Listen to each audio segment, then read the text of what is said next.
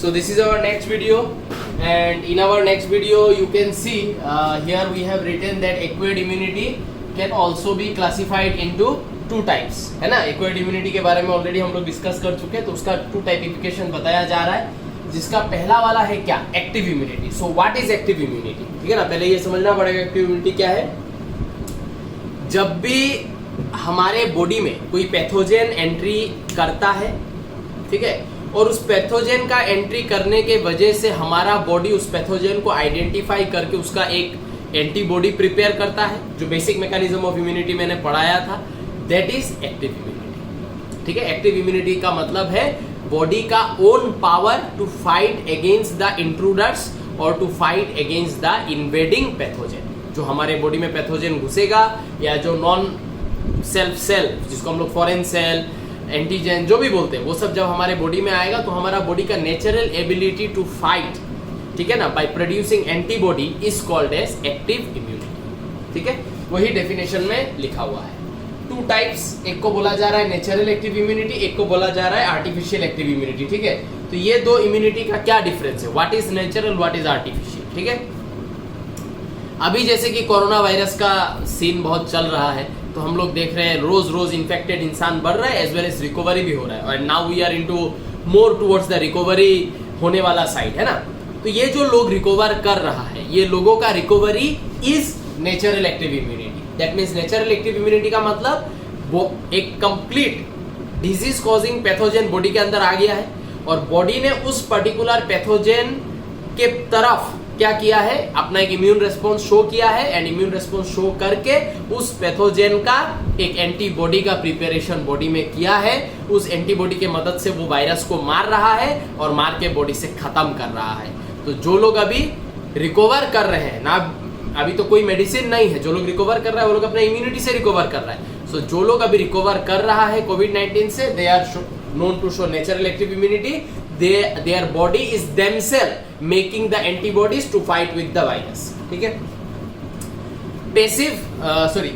Artificial active immunity क्या है, ये जो अभी हम लोग क्या ट्राई कर रहे हैं, वैक्सीन बनाने का ट्राई कर रहे हैं। वैक्सीन क्या है, ये जो वायरस अभी हम लोग को जो इन्फेक्ट कर रहा है, उस वायरस का बॉडी का एक टुकड़ा, ठीक है ना, या फिर वायरस को एकदम वीक करके या फिर किल्ड करके, इधर वायरस का कोई एक टुकड़ा या वायरस को एकदम मार के किल्ड करके या वायरस का वीक फॉर्म, ये सब को प्रिपेयर किया जा रहा है कि ये सब को बॉडी में जब डाला जाएगा तो body should be able to produce antibody against that virus. तो वो वायरस नेचुरली हमारे बॉडी में नहीं आया है, हम लोगों ने उस वायरस को क्या किया है, उस वायरस को आर्टिफिशियल लेवल पे हम लोगों ने उसको प्रिपेयर किया, उसका बॉडी का कोई एक पार्ट्स को लिया, लेके हम लोगों ने उस बॉडी के पार्ट को हमारे बॉडी में इंजेक्ट कर दिया।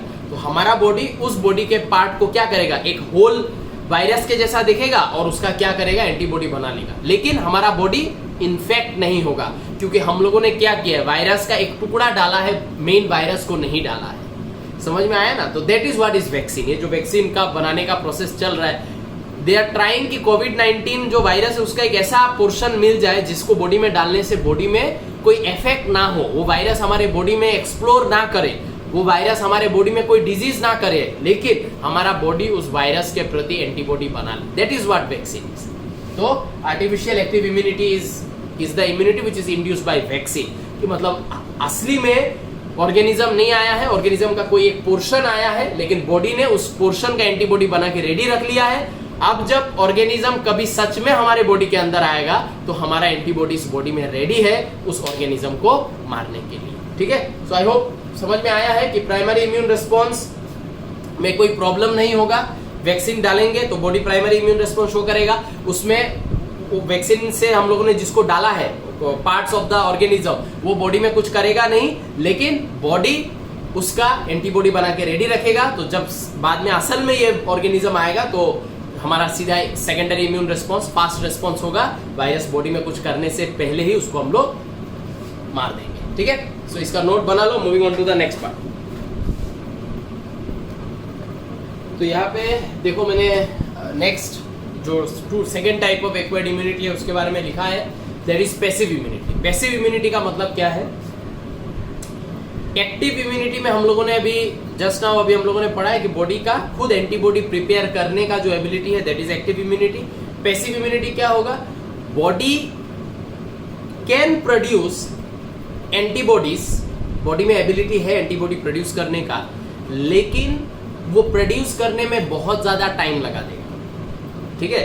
और वो जो बहुत ज्यादा टाइम लगाएगा, उस बहुत ज्यादा टाइम में उसके बॉडी में बहुत ज्यादा इन्फेक्शन हो जाएगा, जिससे वो मर भी सकता है, ठीक है। तो अंडर दैट सर्कमस्टेंसेस कि ऐसा कोई एंटीजन हमारे बॉडी में आए जिसके प्रति एंटीबॉडी बनाने में बॉडी को बोले बहुत टाइम लग जाए, ठीक है ना, कि प्राइमरी इम्यून रेस्पॉन्स शो करने में बोले बहुत टाइम लग जाए, तो उस बहुत टाइम में क्या होगा, वो जो एंटीजन है वो अपने आप को बॉडी में ग्रो करेगा, इन्फेक्शन करेगा, तो वो इन्फेक्शन से कभी कभी इंसान मर भी जाता है। बिफोर एंटीबॉडी प्रोड्यूस हो सकता है, उसके पहले इंसान मर सकता है, ठीक है ना। तो उसमें हम लोग चांस नहीं ले सकते, उसमें हम लोग को क्या करना पड़ेगा, कहीं से किसी भी सोर्स से प्रिपेयर्ड एंटीबॉडीज को लाके इस इंसान के बॉडी में डाल देना पड़ेगा। पॉइंट समझ लो कि बॉडी एंटीबॉडी खुद बना सकता है, लेकिन बॉडी को वो एंटीबॉडी बनाने में बहुत ज्यादा टाइम चाहिए। उस टाइम में ये ऑर्गेनिज्म बॉडी में इन्फेक्शन बहुत ज्यादा राइज कर देगा, जिसकी वजह से इंसान मर जाएगा। तो हम लोग को इस इंसान को इसके इम्यूनिटी को एंटीबॉडी बनाने का चांस नहीं दे सकते। हम लोग को क्या करना पड़ेगा, बाहर कहीं से भी किसी भी सोर्स से, वो सोर्स क्या है मैं बताऊंगा, वहां से प्रिपेयर्ड एंटीबॉडीज को लाके इस इंसान के बॉडी में डालना पड़ेगा, और इस इंसान को क्या करना पड़ेगा, उस इन्फेक्शन का टाइम में ही उसको बचा लेना पड़ेगा, ठीक है। तो इस इंसान के बॉडी ने मतलब वो एंटीबॉडी कभी बनाया ही नहीं है, ठीक है, क्योंकि उससे पहले हम लोग इन्फेक्शन खत्म कर देंगे किसी और से एंटीबॉडीज से लेके। दैट इज पैसिव इम्यूनिटी, ठीक है। अब पैसिव इम्यूनिटी में टू टाइप्स है, देखो, when readymade antibodies are directly given to protect against foreign antigen, that is passive. Two types, natural, artificial. Natural में क्या होगा कि ये एक नेचुरल प्रोसेस है फ्लो ऑफ एंटीबॉडीज का। यहाँ पे एंटीबॉडी एक सोर्स से दूसरे सोर्स में जाएगा ही, इसको तुम रोक नहीं सकते हो। फॉर एग्जाम्पल, मदर जब अपने बच्चे को मिल्क पिलाएगी तो वो मिल्क के साथ क्या रिलीज करती है, IgA। तो this is a natural phenomenon, बच्चे को तो मिल्क पिलाना ही पड़ेगा। और लेकिन बच्चा जब वो मिल्क पी रहा है, उसको प्रिपेयर्ड एंटीबॉडीज मदर के बॉडी से मिल रहा है to fight against many diseases. क्योंकि बच्चा जब 6 महीना तक का रहता है, तब उसका बोन मेरो इतना डेवलप नहीं होता है, इम्यून सिस्टम इतना डेवलप नहीं होता है, ठीक है ना, कि वो अपना एंटीबॉडी खुद बना सके। तब मदर अपने मिल्क के थ्रू उस बच्चे के बॉडी में अपने बॉडी से एंटीबॉडीज देती रहती है। प्रिपेयर्ड एंटीबॉडीज बच्चे को मिल रहा है, बट बाया ए नेचुरल फिनोमिनन, इसको नेचुरल पैसिव इम्यूनिटी हम लोग बोलेंगे। रेडीमेड एंटीबॉडी मिल रहा है फिटस को वाया प्लेसेंटा, प्लेसेंटा क्रॉस करके IgG जा सकता है, तो ये तो नेचुरल प्रोसेस है। प्लेसेंटा बनेगा तो उसके थ्रू IgG जाएगा ही।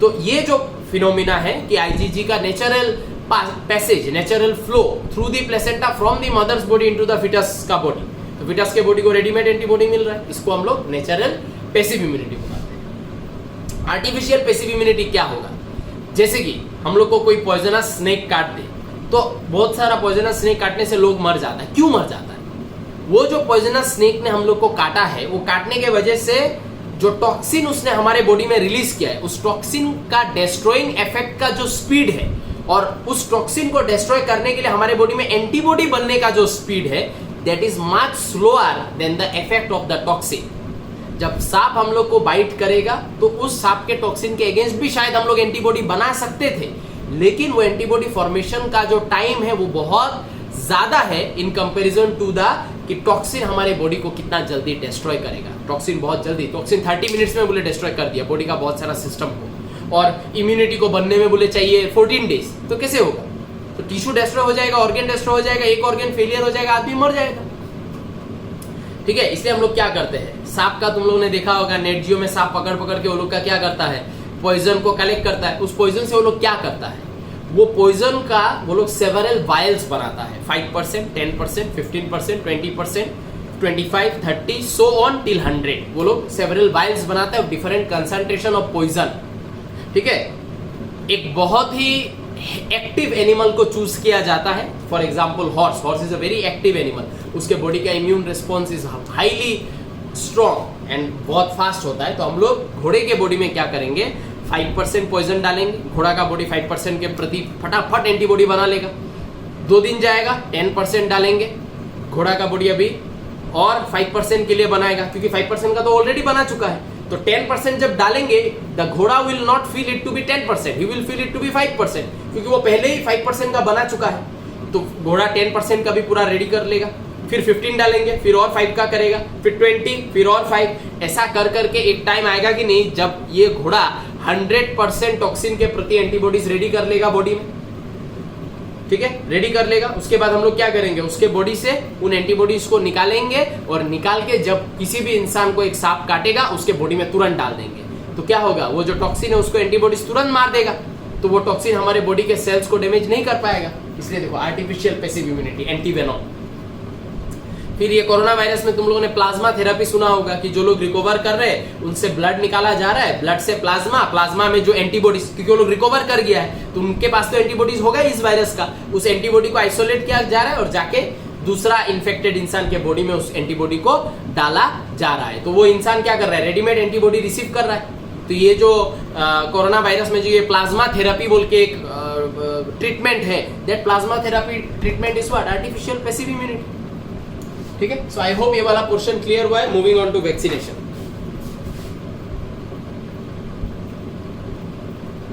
सो ये है हमारा आगे का हिस्सा, आगे का पोर्शन, एंड यहाँ पे हम लोग डिस्कशन कर रहे हैं वैक्सीनेशन का, ठीक है। तो वैक्सीनेशन मैंने ऑलरेडी बोला है, हम लोग इम्यूनिटी के मैकेनिज्म को समझ लिए। हमको पता है पहली बार जब कोई ऑर्गेनिज्म बॉडी में जाएगा तो बॉडी उसका एंटीबॉडी बनाएगा। इस मैकेनिज्म को हम लोगों ने समझा, समझ के हम लोगों ने इसमें थोड़ा स्मार्ट बना और इम्यून सिस्टम को धोखा दे दिया। क्या स्मार्ट बने, हम लोगों ने पैथोजन को बॉडी में खुद से डाला, लेकिन उसको एक्टिव फॉर्म में नहीं डाला, उसको इनएक्टिव फॉर्म में डाला या फिर उसको वीक करके डाला। वीक करके डालेगा तो वो हमारे बॉडी में इन्फेक्शन नहीं कर पाएगा, या फिर उस पैथोजन का कोई एक टुकड़ा डाल दिया या कोई एक सिक्रेशन, कोई टॉक्सिन डाल दिया उस पैथोजन का, और उस तरीके से उस पैथोजन के अगेंस्ट में हम लोगों ने हमारे बॉडी में एंटीबॉडीज रेडी किया। तो ये जो हम लोगों ने प्राइमरी इम्यून रिस्पांस को जो एक धोखा दे दिया है और धोखा दे के बॉडी में एंटीबॉडीज हम लोग रेडी कर रहे हैं, इसको वैक्सीनेशन बोला जाता है। वही लिखा है देखो, इनएक्टिवेटेड वीकेंड पैथोजेंस और एंटीजेनिक प्रोटीन ऑफ पैथोजन, माने पैथोजन बॉडी में घुस के जो, ठीक है, अपने सरफेस में जो उसका प्रोटीन रहता है इपिटोप, या फिर वो हमारे बॉडी में घुस के जो सिक्रेशंस देता है, टॉक्सिन जो छोड़ता है, वो सब are introduced in the body. The antibodies produced in the body against this antigen would neutralize the pathogen agents during actual or subsequent exposure.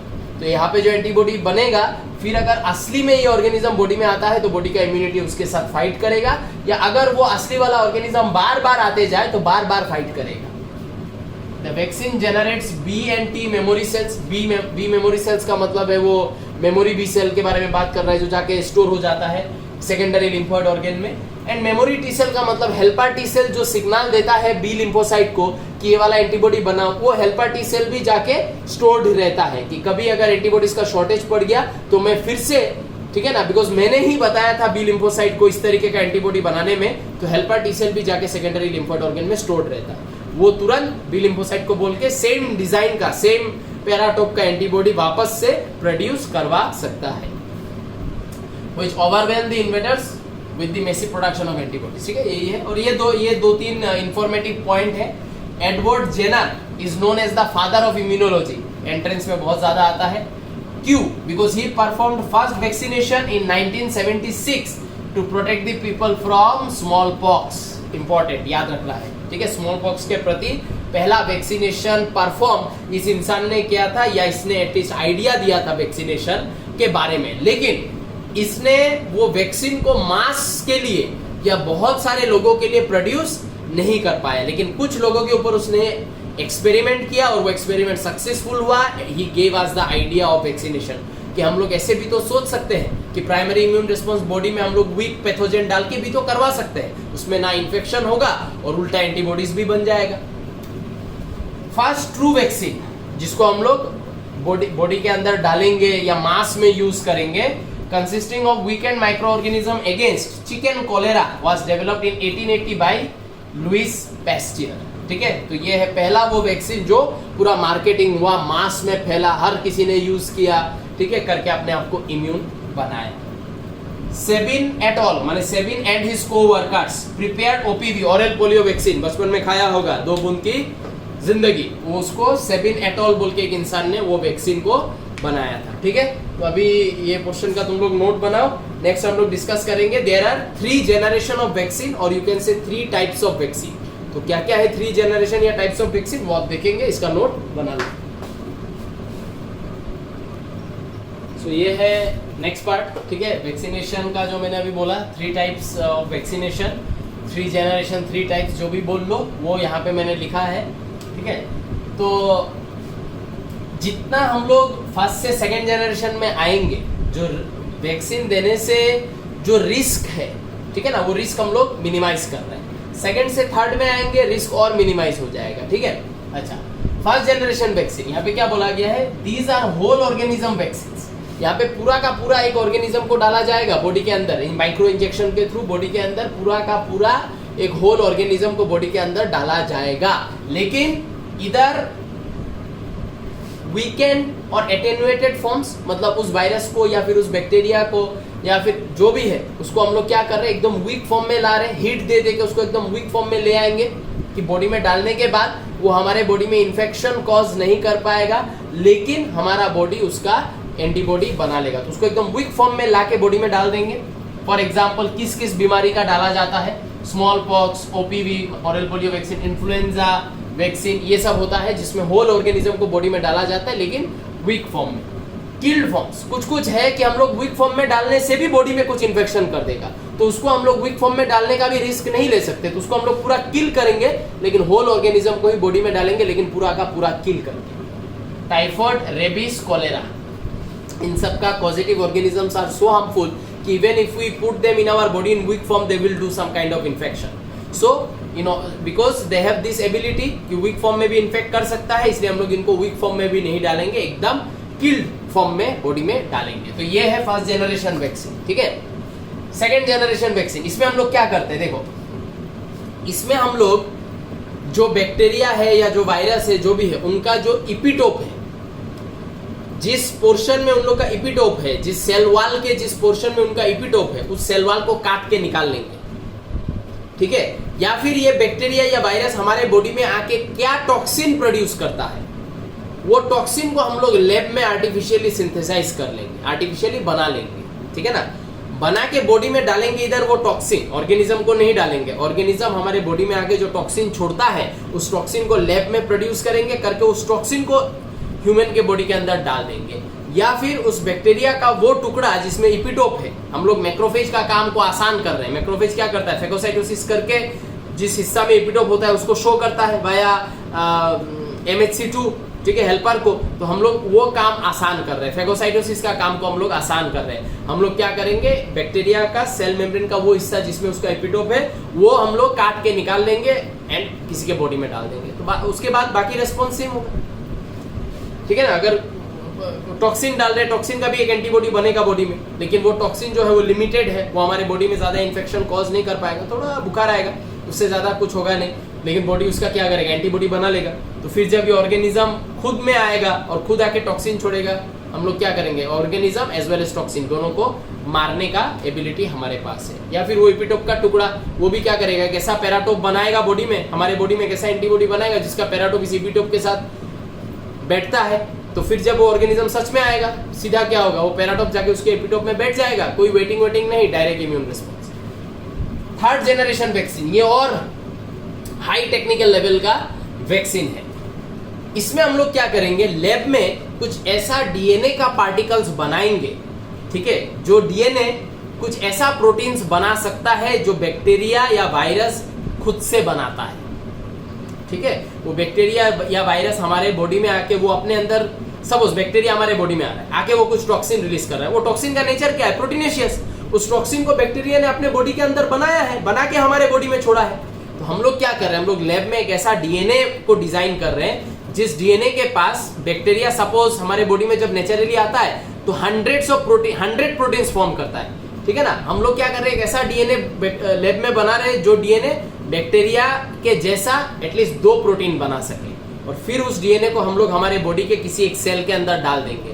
Cell उस डीएनए को रीड करेगा, उस डीएनए से प्रोटीन सिंथेसिस करवाएगा, तो वो 2 प्रोटीन क्या होगा, हमारा बॉडी का कोई सेल प्रोड्यूस कर लेगा जो बैक्टीरिया आके हमारे बॉडी में प्रोड्यूस करता, और उन टॉक्सिन्स के अगेंस्ट में हमारा बॉडी क्या करेगा, एंटीबॉडी बना लेगा। तो ये देखो और कितना हाईटेक है, यहाँ पे डीएनए से हम लोग खेल रहे हैं कि बैक्टीरिया का भी एक जेनेटिक मटेरियल है। बैक्टीरिया जब कंप्लीट मतलब खुद ब खुद हमारे बॉडी में आता है और आके इन्फेक्शन कॉज करता है, तो वो बैक्टीरिया अपने डीएनए से कुछ प्रोटीन्स बनवाता है, बनवा के रिलीज करता है जो हमारे बॉडी में इन्फेक्शन कॉज करता है। हम लोगों ने इस फिनोमिनन को समझ के हम लोगों ने लैब में एक ऐसा डीएनए बनाया और उस डीएनए में ऐसा 2 जीन डाला है, ये 2 जीन 100 ऑफ प्रोटीन नहीं लेकिन 2 प्रोटीन्स फॉर्म कर सकता है इसी बैक्टीरिया का।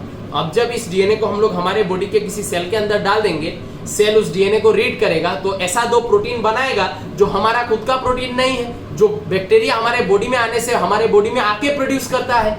तो ये 2 प्रोटीन के अगेंस्ट में हमारा बॉडी क्या करेगा, एंटीबॉडी बना लेगा। फिर वो बैक्टीरिया जब सही में आएगा, हमारा बॉडी रेडी है उस बैक्टीरिया के साथ फाइट करने के लिए विद द एंटीबॉडीज। समझ में आया कि नहीं? तो ये है 3 टाइप्स ऑफ वैक्सीन। ठीक है, अब हम लोग चलते हैं towards the next portion. Passive immunization बोल के एक पोर्शन है जो मैं ऑलरेडी तुम लोग को पैसिव इम्यूनिटी में समझा चुका हूँ, लेकिन उसका एक पैराग्राफ है पैसिव इम्यूनाइजेशन का कि प्रिपेयर्ड एंटीबॉडीज को बॉडी में डालना। तो वो पैराग्राफ मैं भेजूंगा, उसमें इमिल बॉन बेरिंग का एक बहुत इंपॉर्टेंट एक्सपेरिमेंट के बारे में बोला गया है। ठीक है, तो वो तुम लोग को नोट करना पड़ेगा। ठीक है, तो उसका नोट इसके बाद अभी मैं और 1-2 चीज पढ़ा रहा हूँ, उसके बाद तुम लोग वो अटैचमेंट का नोट कर सकते हो। ठीक है, ये अटैचमेंट में भेज दूंगा, इसका नोट बना लो। हाँ, और इसमें तुम लोग ये सब लिख सकते हो जो मैंने अभी लिखा है। यहाँ पे क्या लिखा है, DNA vaccines made up of plasmid. Plasmid माने circular DNA which can produce 1 or 2 proteins which is generally produced by the pathogen। उसके बाद लिख सकते हो this DNA will be inoculated or introduced inside the human cell। human cell will read the DNA, ठीक है, and it will make some proteins which are non-self proteins। the body is going to show immune response towards this non-self protein and it will prepare some antibodies। rest when the actual organism comes we have the antibodies prepared to fight against those bacteria या those antigen those secretion whatsoever. ये लिख के रख सकते हो इसके बाद, ठीक है ना, तुम लोग का बेटर अंडरस्टैंडिंग के लिए। ये है नेक्स्ट 2 इंटरेस्टिंग डिस्कशन। हेप्टेंस, इसको क्या बोला जाता है, पार्शियल एंटीजन। ये कंप्लीट एंटीजन नहीं है, ये पार्शियल एंटीजन है। ठीक है, इसका वर्किंग फिनोमिना क्या है। ये जो हेप्टेन है इसको लेबोरेटरी में डिजाइन किया गया है। ठीक है, ये भी 3rd जनरेशन वैक्सीन के अंदर पड़ता है क्योंकि ये भी बहुत हाई टेक, ठीक है, हाई बायोटेक्नोलॉजी इसमें छुपा हुआ है। ठीक है ना, हाई बायोटेक्नोलॉजी इसमें छुपा हुआ है। क्या है ये हेप्टेंस? ये हेप्टेंस एक पार्शियल एंटीजन है, माने ये जब तक ये हेप्टेन हमारे बॉडी का कोई इंपॉर्टेंट प्रोटीन के साथ नहीं जुड़ता है तब तक ये एक एंटीजन के जैसा बिहेव नहीं करेगा। इस हेप्टेन को हमारे बॉडी के एल्ब्यूमिन, फाइब्रिनोजेन, प्लाज्मिन, किसी भी एक अच्छा प्रोटीन के साथ, ठीक है ना, इसको ऐड करना पड़ेगा, इसको जोड़ना पड़ेगा और जोड़ के हमारे बॉडी में छोड़ना पड़ेगा। ठीक है, जोड़ना पड़ेगा देन छोड़ना पड़ेगा। जब जोड़ के छोड़ेंगे तो ये जो पर्टिकुलर हेप्टेन है ये एक कंप्लीट एंटीजन के जैसा बिहेव करेगा, जिसके वजह से बॉडी में इम्यून रिस्पॉन्स जनरेट होगा और इसके अगेंस्ट में एंटीबॉडी बन जाएगा। ठीक है ना, मतलब हेप्टेन को अगर तुमने लूज बॉडी में छोड़ा है तो वो इनइफेक्टिव है। हेप्टेन को तुमको ऐसा डिजाइन करना पड़ेगा that hapten must fit into some vital proteins of our body, into the structure of some vital proteins of our body. For example albumin, globulin, कुछ भी, प्लाज्मिन, है ना, उन सब में, फाइब्रिनोजेन, ये सब में ये वाला हेप्टेन को रिसीव करना पड़ेगा, एक कंप्लीट स्ट्रक्चर बनना पड़ेगा। The heptane must add in the structures of these giant proteins of our body, and once the heptane gets incorporated, after that this heptane will behave like a complete antigen, and when it behaves like a complete antigen the body will show immune response and provide the necessary or form the necessary antibodies. So that is only what it is written over here. And next is fever. Why do we get fever? See, when the pathogen comes in our body for the first time, we will have to go into the basic mechanism of immunity. Mast cell releases histamine, histamine causes vasodilation and inflammation. Reading that inflammation, macrophage, helper T cell, killer T cell, complement protein, blah blah blah, they come into that particular site. After coming, macrophage engulfs the pathogen. ठीक है, that means यहाँ होता है fever का खेल। जब macrophage एक pathogen को एनगल्फ करता है और एनगल्फ करके उसका फेगोसाइटोसिस करता है, that means when the macrophage is working, जब मैक्रोफेज कुछ काम कर रहा है तब मैक्रोफेज अपने अंदर से क्या रिलीज करता है, अपने अंदर से रिलीज करता है एक प्रोटीन जिसका नाम है क्या, एंडोजेनस पाइरोजेन, या फिर हम लोग इसको इंटरल्यूकिन भी बुला सकते हैं। So that means in our body, whenever the macrophage will be working, at that particular time the macrophage is going to release side by side, काम तो वो कर ही रहा है लेकिन साइड बाय साइड वो एक प्रोटीन को भी रिलीज करेगा, और प्रोटीन का नाम क्या होगा, एंडोजेनस पाइरोजेन या इंटरल्यूकिन। ये प्रोटीन को मैक्रोफेज ने रिलीज कर दिया, हमारे प्लाज्मा में आ गया। प्लाज्मा इस प्रोटीन को बॉडी में घुमाते हुए कहां लेके पहुंच जाएगा, ब्रेन में। और ब्रेन में किधर, हाइपोथैलेमस। काहे को, क्योंकि हाइपोथैलेमस में प्रेजेंट है हमारा क्या, टेम्परेचर रेगुलेटिंग सेंटर। ठीक है, उस टेम्परेचर रेगुलेटिंग सेंटर में जैसे ही ये प्रोटीन जाके बाइंड करता है, ये टेम्परेचर रेगुलेटिंग सेंटर हमारा बॉडी का टेम्परेचर को बढ़ा देता है। क्यों बढ़ाता है, because increase in the temperature of the body is going to activate more and more phagocytes. That means it is going to signal the production of more and more monocytes, more and more neutrophils, जो phagocytosis करने वाला हमारा cells है उनका production को बढ़ाएगा, as well as बाकी immune cells को भी fast response, fast function, fast action करने के लिए भी स्टिमुलेट करेगा। दैट इज व्हाई फीवर होता है, ठीक है ना। लेकिन हमारा हाइपोथैलेमस ये भूल जाता है कि जब अगर मैं टेम्परेचर बहुत ज्यादा बढ़ा देता हूं, ठीक है ना, more is the bacteria in your body, more will be the action of macrophage, more is the action of macrophage, more is the production of endogenous pyrogen, more is the production of endogenous pyrogen, more will be the temperature। तो temperature body में जब ज्यादा होगा तो इसका मतलब समझ जाना चाहिए कि बॉडी में वायरस, बैक्टीरिया या कोई भी माइक्रो ऑर्गेनिज्म बहुत भयंकर अमाउंट में, भयंकर नंबर्स में आ चुका है, जिसके वजह से मैक्रोफेज को बहुत ज्यादा काम करना पड़ रहा है। दैट इज व्हाई मैक्रोफेज बहुत ज्यादा इंटरल्यूकिन प्रोड्यूस कर रहा है, जो हमारे बॉडी में हाई फीवर कॉज कर रहा है।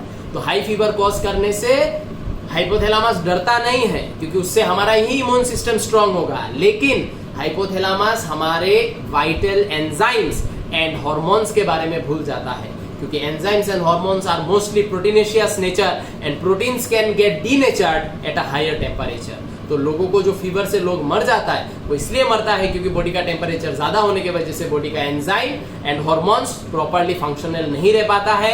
विदाउट देम बॉडी का कोऑर्डिनेशन हिलेगा, केमिकल कंट्रोल एंड कोऑर्डिनेशन हिलेगा, कोऑर्डिनेशन, आदमी मर जाएगा। ठीक है, तो ये लिख लो। Moving on to the next part. तो यहाँ पे देखो, अभी हम लोग बात कर रहे हैं रिगार्डिंग लिम्फोइड ऑर्गेन्स। ठीक है, तो लिम्फोइड ऑर्गेन्स क्या है, organs where origin, maturation and proliferation of lymphocytes occur. ठीक है, ओरिजिन माने बनेगा, मैच्योर होगा, एज वेल एज माइटोसिस करके अपना सेवरल कॉपीज बनाएगा, पॉलीक्लोनल रेस्पॉन्स शो करेगा। ठीक है, ये जिन ऑर्गेन्स में ये सब एक्टिविटी होता है उन्हीं को हम लोग लिम्फोइड ऑर्गेन्स बुलाएंगे। टू टाइप्स लिम्फोइड ऑर्गेन, एक है प्राइमरी, एक है सेकेंडरी। प्राइमरी लिम्फोइड ऑर्गेन क्या है, जहां पे ध्यान से सुनना, प्राइमरी लिम्फोइड ऑर्गेन वो है जहां पे lymphocytes are produced and matured. All the lymphocytes in our body are produced by whom? Bone marrow. Then some lymphocytes decide to stay in the bone marrow and get matured. They are B lymphocyte. Some goes into the thymus, comes in contact with the secretion of thymus called thymosin, and that thymosin is responsible for converting the normal lymphocytes into T lymphocytes. So production and maturation wherever it is going on, that is called as what? Primary lymphoid organ. Example, bone marrow and thymus. Okay, after the production is completed, these cells, I mean the B lymphocyte and the T lymphocyte, after the production and maturation, these B and T lymphocytes via blood or via lymph, they are sent to get stored or to do some kind of action. Whenever the antigen will come, you will have to do some kind of action. Okay, for example, जो हम लोगों ने basic mechanism of immunity discuss किया, वहां पे जब antigen पहली बार आया तो हमारे बॉडी में इन्फ्लेमेशन एक हुआ, उसके वजह से वहां पे रश करके कौन कौन आया, वहां पे रश करके कौन कौन आया, हेल्पर टी सेल आया, मैक्रोफेज आया, किलर टी सेल आया। ये सब बना के रखना पड़ेगा ना, तभी तो जब इन्फ्लेमेशन होगा तब डायरेक्ट आ जाएगा। तो बनाना और मैच्योर करना जब खत्म, तब हमारा जो प्राइमरी लिम्फोइड ऑर्गन है वो ब्लड के थ्रू, लिम्फ के थ्रू इन matured B and T lymphocytes को भेज देता है। कहां पे, सेकेंडरी लिम्फोइड ऑर्गन में। बी एंड टी लिम्फोसाइट जाके सेकेंडरी लिम्फोइड ऑर्गन में बैठा रहेगा, एंड वेट करते रहेगा कि कब एंटीजन आएगा। एंटीजन आएगा, आने के बाद वहां पे पहुंचेगा, या एंटीजन तो ब्लड के थ्रू घूमते रहेगा तो वो एंटीजन खुद ब खुद उन तक आ जाएगा, और आने के बाद एंटीजन के साथ वो लोग इंटरेक्शन करेगा, करके बॉडी में जो इम्यून रिस्पॉन्स बनाना है, जो स्पेसिफिक एंटीबॉडी बनाना है, ठीक है ना, ये सब करेगा। और फिर उस एनकाउंटर का मेमोरी सेल्स भी इन्हीं सेकेंडरी लिम्फोइड ऑर्गन में स्टोर करके रखेगा।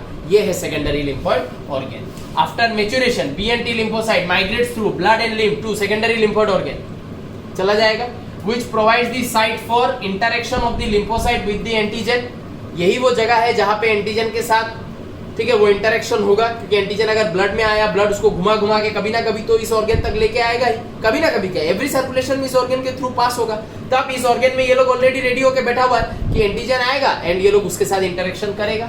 Hence they प्रोलिफेरेट। प्रोलिफेरेट माने ये लोग अपना नंबर्स बढ़ा के काम करता है, जो भी इनका काम है, दैट इज कोई एनगल्फ करना, फेगोसाइटोसिस, शोइंग टू हेल्पर उठाना, एनालाइज करना, मेकिंग प्रॉपर एंटीबॉडी, वो ठीक है। As well as get stored, जो मेमोरी सेल्स होगा इस एनकाउंटर का वो यहाँ पे ही स्टोर्ड होगा।